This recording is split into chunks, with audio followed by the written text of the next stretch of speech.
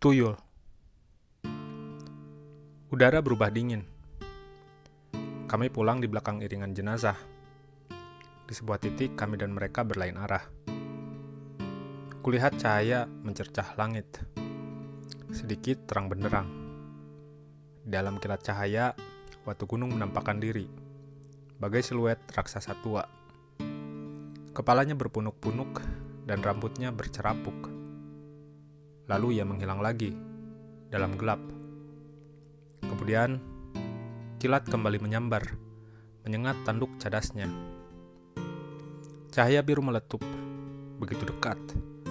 Sesuatu terdengar pecah. Percikannya lebih cepat daripada suara guruh.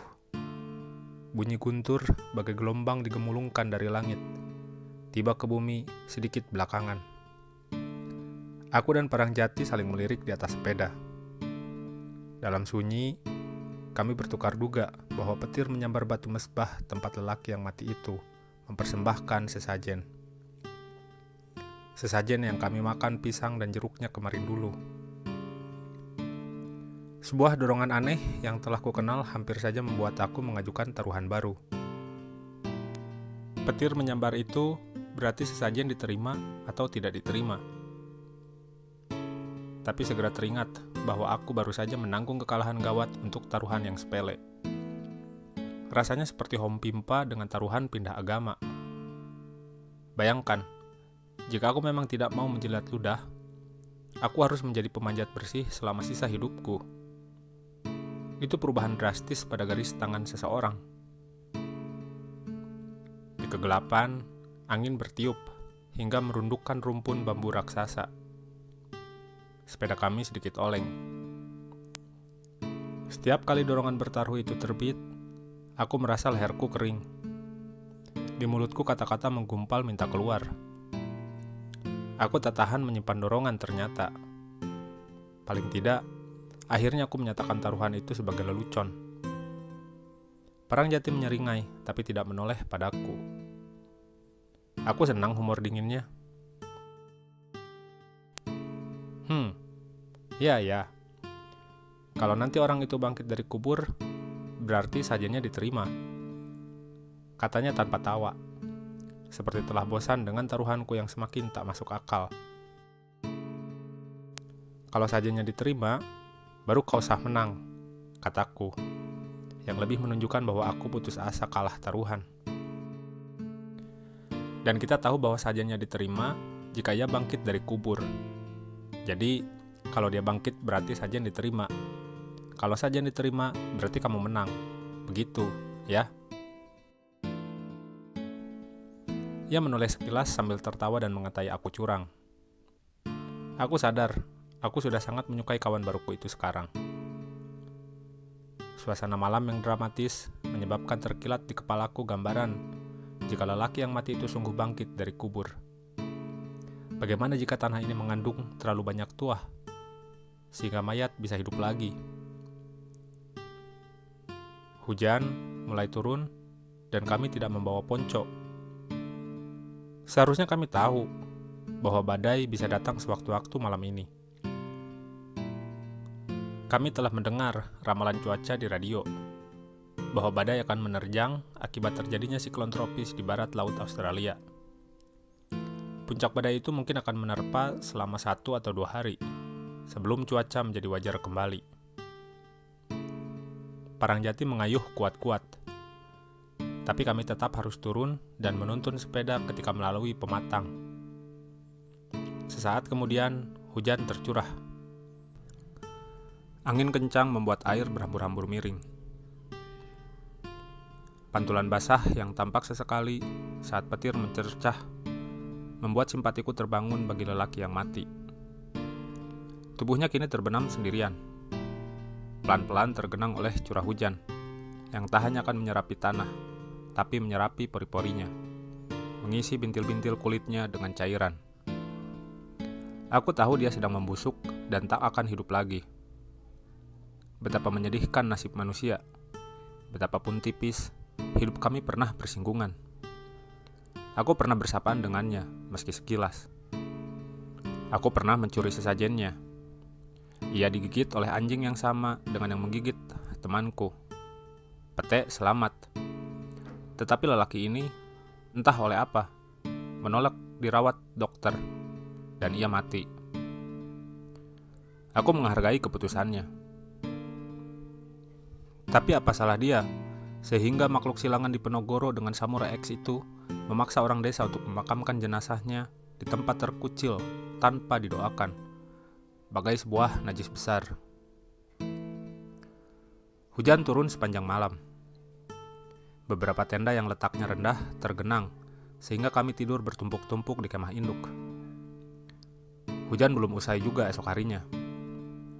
Gerombolan memutuskan untuk menghentikan pemanjatan sampai cuaca membaik, barangkali di hari berikut. Aku memutuskan untuk berjalan-jalan sendiri, menengok makam lelaki malang itu. Aku percaya ada hidup setelah mati. Aku percaya arwah orang yang baru meninggal masih berkitar-kitar di bumi sampai 40 hari. Aku ingin mengucapkan salam kepadanya. Ingin sekadar meminta maaf bahwa kami pernah nakal mencuri jeruk dan pisangnya. Ingin kukatakan pada makamnya bahwa aku tak setuju pada pemudaka sok suci itu.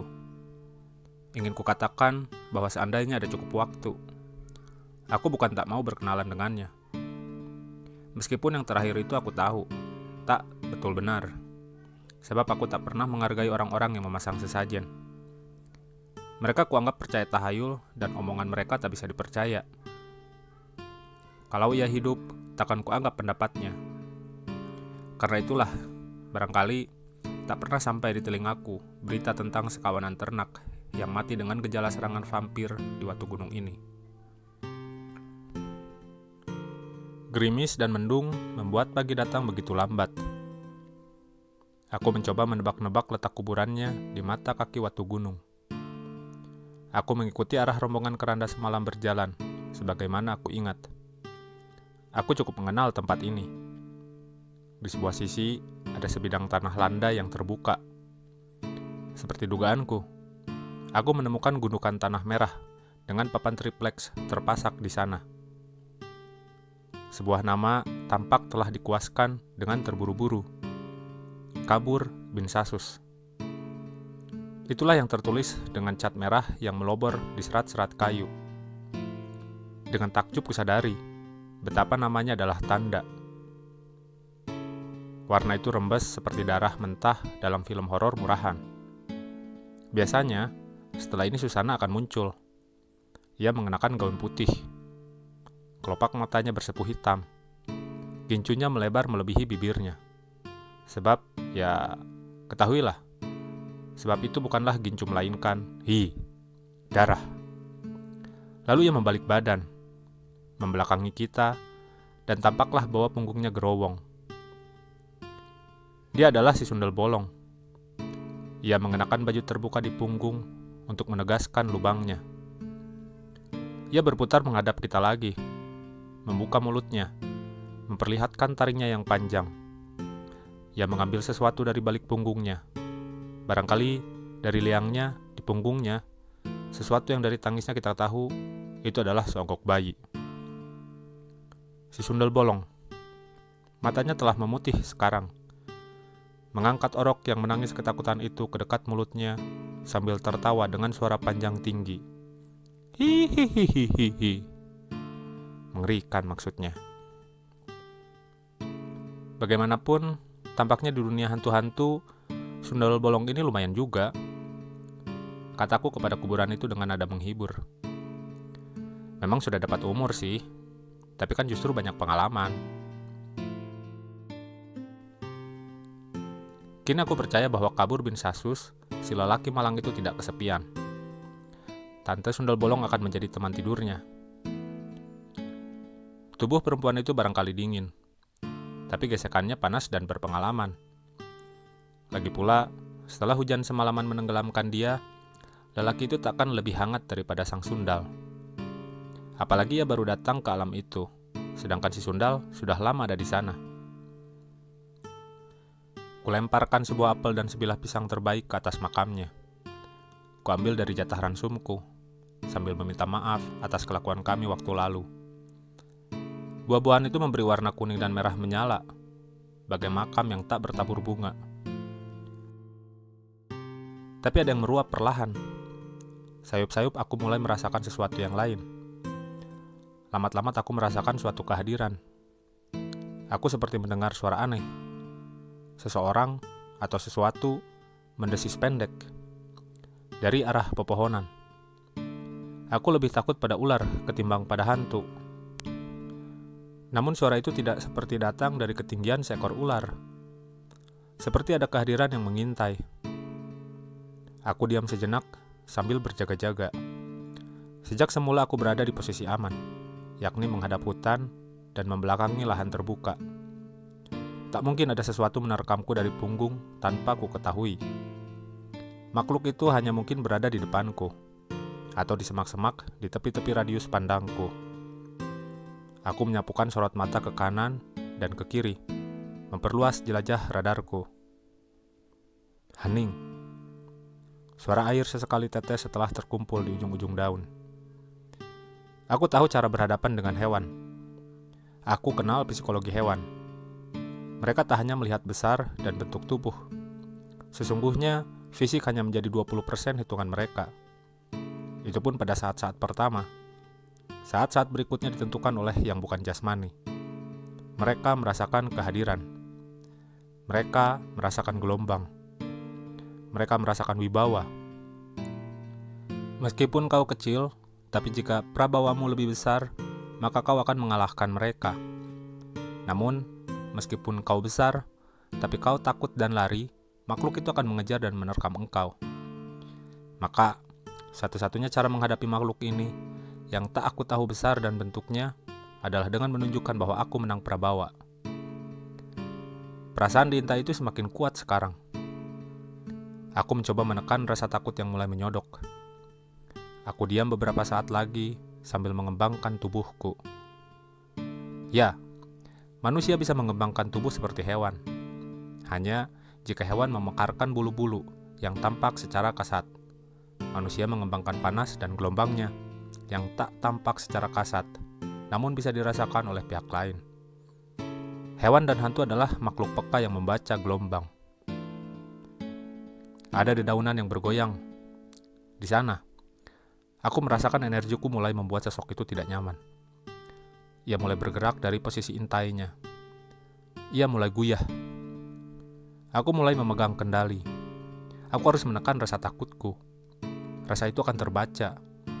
Rasa takut akan membuat celah pada lingkaran tenaga yang melingkupi aku, sehingga membuka jalan bagi energi musuh untuk masuk demi melemahkan inti diriku.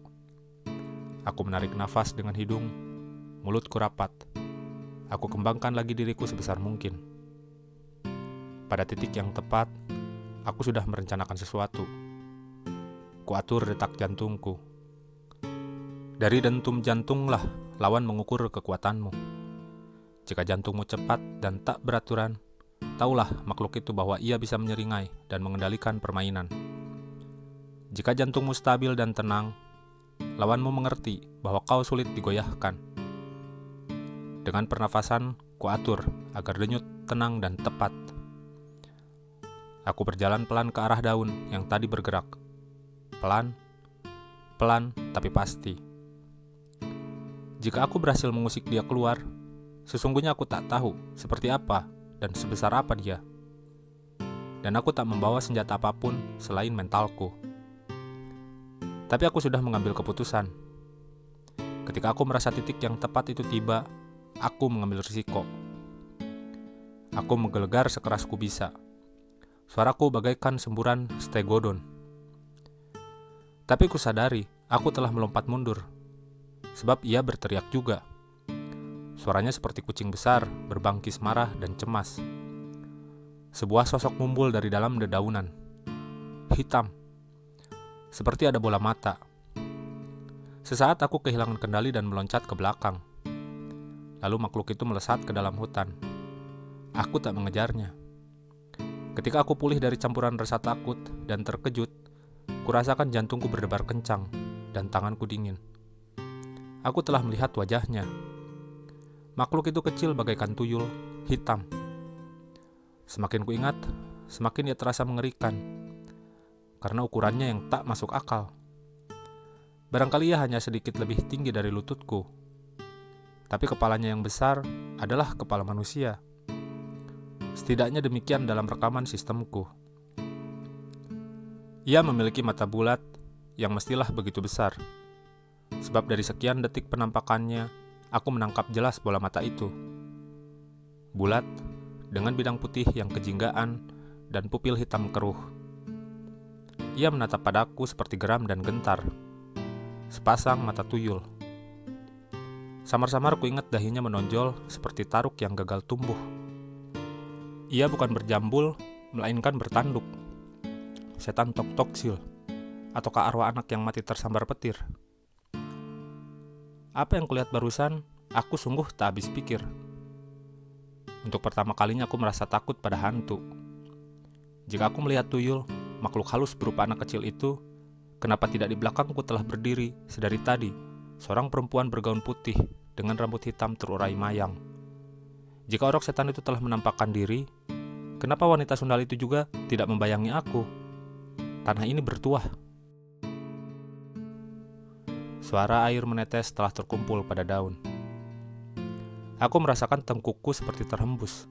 Jancuk. Aku berseru untuk mengumpulkan tenagaku dan menoleh ke belakang. Kosong. Angin dingin lewat di leherku bersama titik-titik embun.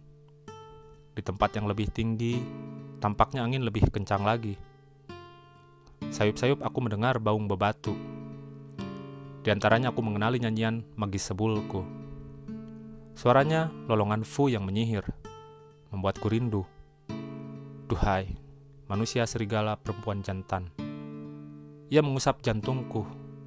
Tenang, tenanglah Yuda.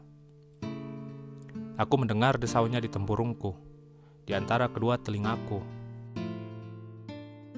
Tempat menyimpan rahasia adalah di antara jantung dan hati. Para satria dan wigata memendam rahasia. Hanya keledai desa yang menempatkan diri lebih rendah dari makhluk-makhluk halus. Mereka mengulang-ulang cerita hantu sehingga menjadi lebih besar daripada sang hantu sendiri. Jika engkau tak pandai bersiasah, maka dongeng adalah bertuah. Setiap kali kau mengulanginya, setiap kali ia memperanakan diri. Simpanlah cerita dalam kitab di antara jantung dan hatimu, agar tuyul itu tidak menjelma tahayul. Aku dan Perang Jati menemukan bangkai anjing itu. Warna bulunya coklat beraduk hitam. Ia telah membusuk 3 hari. Kami tidak mendekati dia. Bau dan dengung lalat-lalat cukup memberitahu bahwa tak ada yang bisa kami lakukan lagi bagi dia. Barangkali kini ia telah bertemu kawannya, lelaki yang ia berhasil ajak mati, Kabur bin Sasus. Jasad anjing itu kami dapati ketika menuju tepian batok Watu Gunung melalui punggung bukit. Kami menyusuri rute yang dilewati lelaki yang mati atau siapapun yang hendak memasang sesajen di pundak gunung yang dianggap keramat oleh penduduk desa. Di Batu Mesbah kini tak ada sisa sajian. Pada bongkah batu tempat lelaki itu menaruh persembahannya, aku mengenali sebuah sodetan baru, seolah sebilah parang maha kuasa mencabik-cabiknya semalam. Kami yakin itu jejak petir semalam. Adakah petir itu menyambar sesajen hingga hilang tak berbekas? Aku teringat taruhan leluconku lagi. Artinya, sesajen itu diterima atau tidak diterima. Jika mayat itu bangkit dari kubur, barulah kami bisa betul-betul yakin bahwa sesajen itu diterima. Jika mayat itu bangkit dari kubur, maka Perang Jati akan tertawa sekeras-kerasnya atas kekalahanku. Dan itu tak akan terjadi. Ini memang wilayah petir menyambar, ujar Perang Jati. Memang sebaiknya tidak berada di sini pada musim kilat. Hujan telah berhenti, mendung masih tersisa, tapi tak ada lagi tanda-tanda akan pertukaran listrik di alam raya. Perjalanan lewat punggung bukit memakan kira-kira 3 jam. Untuk ke menaranya yang paling tinggi perlu 1 jam lagi. Kami hendak mempelajari bentuk tebing itu dari sudut pandang sarang elang, demi menaksir jalur-jalur yang mungkin untuk pemanjatan bersih. Sesungguhnya aku masih tak rela mengubah jalan hidupku, tapi lebih baik berganti agama daripada turun kasta. Aku memuja kesatriaan. Sikap satria tak menjilat ludah sendiri. Kata-kata satria selalu bisa dipegang, betapapun kata-kata itu mengandung kegilaan. Seorang satria berani menanggung kegilaannya, seperti ketika dalam kisah Mahabharata, Yudhistira bermain dadu dengan istrinya sendiri terpasang di meja taruhan. Bukan Yudhistira yang hendak mempertaruhkan Drupadi. Ia menerima tantangan Duryudana, sepupunya, demi kerajaan Astinapura. Tapi Yudhistira kalah dadu. Maka Duryudana dan gerombolannya, para Kurawa, merenggut kain Drupadi demi menelanjanginya di depan penonton. Tubuh Drupadi berputaran bagai gasing yang lunak berdaging. Maka para dewa menyelamatkan wanita itu, sehingga seberapapun kain direnggut hingga ia terpuntir-puntir, kain itu tak habis juga. Tubuhnya tak telanjang juga. Inilah kisah yang menjadi satu dari 1000 fantasi masturbasiku. Kini, ketika kutuliskan cerita ini, pengalaman telah mengajari aku tentang membaca kisah-kisah. Kisah yang menyodorkan kebajikan ideal adalah kisah ideologis, yaitu kisah yang buruk. Kisah yang baik tak mungkin menyodorkan kebajikan ideal. Ia selalu mengandung ketegangan dalam moral ceritanya. Karena itu, kisah yang baik mengajarkan kepada kita untuk tak mencari moral cerita. Orang yang selalu mencari moral cerita adalah seorang ideolog. Ia tak akan menemukan. Ia hanya akan memaksakan. Seperti seorang pemanjat kotor yang merusak tebing. Ketika membaca lakon Yudhistira kalah dadu, seorang ideolog yang memuja satria akan meloncat pada kesimpulan bahwa perempuan mulia adalah perempuan yang menerima apapun perbuatan suaminya, bahkan ketika dirinya menjadi bidak di meja taruhan. Orang demikian tidak bisa menerima bahwa satria dan para nabi bisa salah. Ini adalah cara mengambil kesimpulan yang sesat. Pokok kisah ini bagiku bukan ajaran bagaimana menjadi istri yang baik. Pokok kisah ini adalah bahwa seorang satria harus berani menanggung kegilaannya sendiri. Implikasinya, satria juga bisa, bukan boleh, memiliki kegilaan. Bisa dan boleh itu berbeda sekali, Bung.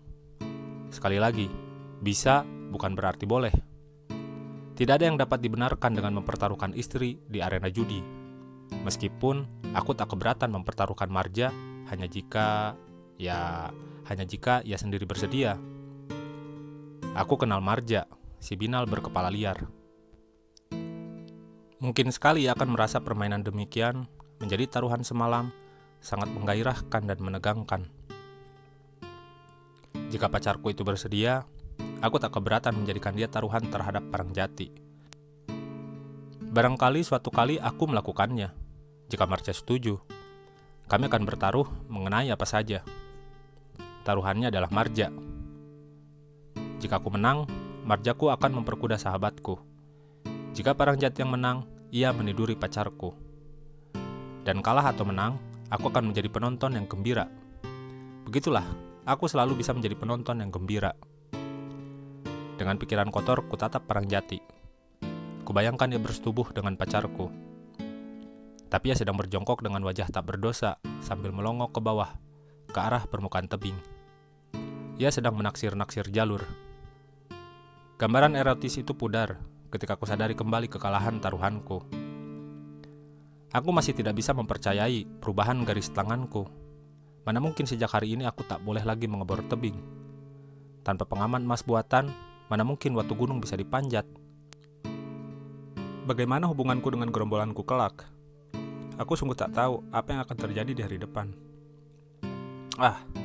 Aku masih punya harapan, yaitu agar Parangjati sendiri yang mengakui kekalahannya dan mengatakan bahwa ia pun hanya bisa memanjat dengan bantuan bor, paku, atau piton.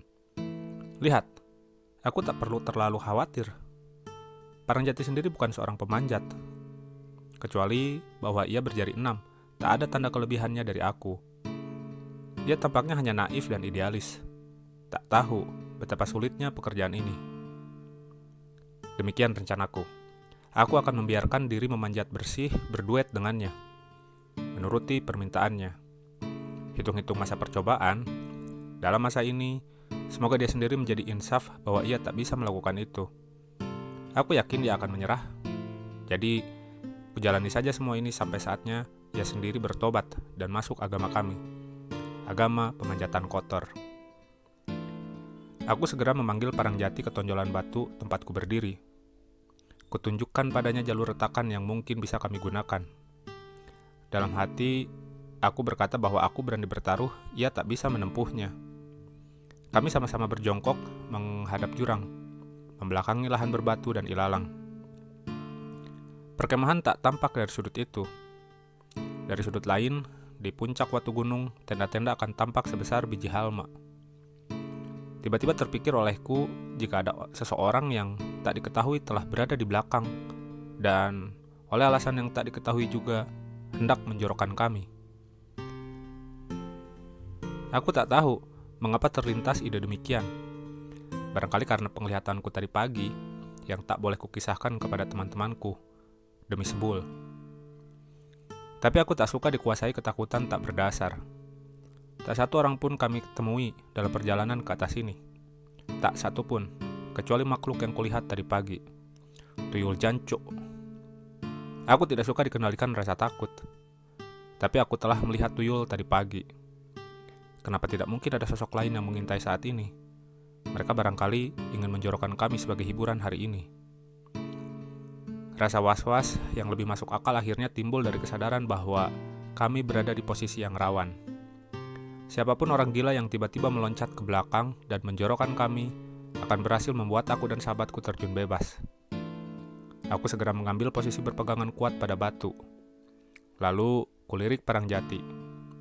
Dengan heran kutemukan dia juga sedang melirik kepadaku, meskipun sikapnya belum tegang.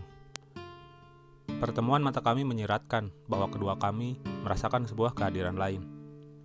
Kami sama-sama menoleh ke belakang. Tak terlihat apapun. Sambil menahan napas, kami melangkah perlahan meninggalkan tubir jurang. Dengan aneh, sikap kami sepakat bahwa kami sedang menghindari bahaya. Meski kami tak tahu apa yang menjadi bahaya itu. Hening. Angin mendadak mati. Batu yang tersodet itu tenang. Ilalang diam. Perdu dan pepohonan senyap. Tengkukku meremang. Sekonyong-konyong, suasana seperti dalam mimpi. Udara tidak terlipat, tapi serumpun semak dekat batu tersodet itu tersibak. Lalu kulihat sesuatu yang tak masuk akal. Dari dalam ilalang yang tersingkap itu keluar sesosok makhluk. Aku bergidik, bukan karena jijik, melainkan karena rasa ganjil yang gawat akibat kehilangan dimensi. Makhluk itu demikian kecil, ukurannya tak masuk akal. Sedikit saja lebih tinggi dari lututku, seperti dari alam lain. Ia menyerupai manusia, tapi proporsinya menyerupai tubuh anak kecil, meski tidak persis betul. Tangannya bengkok, kakinya pendek, mendekati proporsi bebek. Kini ia tampak, bukan dalam sedetik, melainkan dalam menit-menit yang mendirikan bulu kuduk. Kulitnya coklat gelap dengan warna yang tak merata, sehingga ia tampak berpolengan mirip anjing dalam keadaan tak berbulu. Perutnya agak buncit, tersangga sejenis cawat yang bagai terbuat dari selebar selendang serat kasar yang dililitkan menutupi pinggang dan selangkangan. Dahinya bertaruk, matanya bulat, mata mambang. Hidungnya pesek, dan gigi depannya muncul dari balik bibir. Ia terlampau jelas. Tak mungkin aku tidak bisa memegangnya. Ia pasti bisa disentuh. Aku nyaris tak mempercayai mataku. Makhluk mini itu berjalan jinjit, sedikit melambung-lambung, melintasi lahan terbuka ke arah jalur setapak turun. Ia melangkah seolah tidak melihat kehadiran kami. Ia bagaikan bangsa halus yang tak peduli manusia karena perbedaan matra. Sementara sesuatu telah membukakan mata kami untuk melihat dia.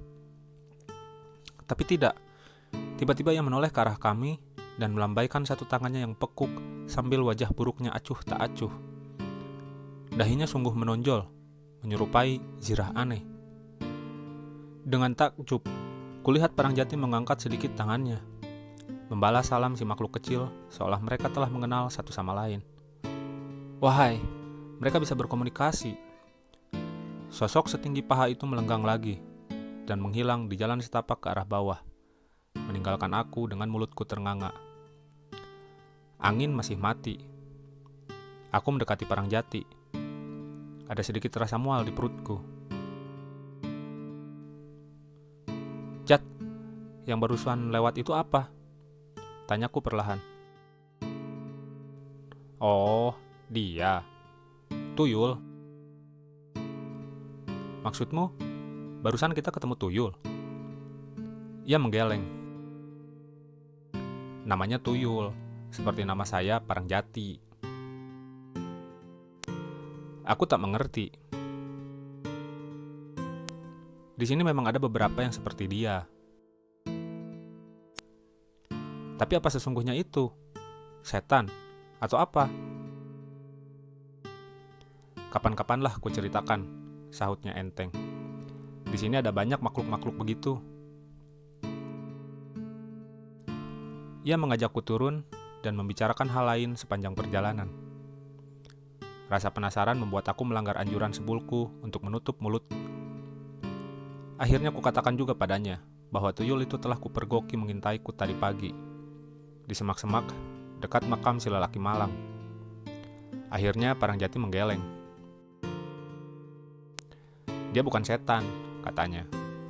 "Dia makhluk mini, dan ada 2-3 di sini yang seperti dia." Seharusnya saat itu aku telah tahu betapa gerombolan pemanjat kami sangat berkacamata kuda. Kami hanya melihat watu gunung. Itu pun kami sebut sebagai batu bernyanyi. Nama buatan gerombolan kami yang tak peduli pada orang setempat. Tahu apa kami mengenai makhluk dan bangsa-bangsa di sekitarnya? Sama seperti sampai bertahun kemudian aku tak pernah mendengar kisah vampir menghisap darah ternak. Dedusunan ini mengandung tuah. Semalam aku melihat pemuda oplosan Samurai X dan Diponegoro. Pagi ini aku bertemu tuyul dan kawan baruku Parangjati yang mengenal mereka semua dan tidak bersikap seolah mereka makhluk dari alam lain. Dia sendiri adalah pemuda berjari 6 pada setiap telapaknya.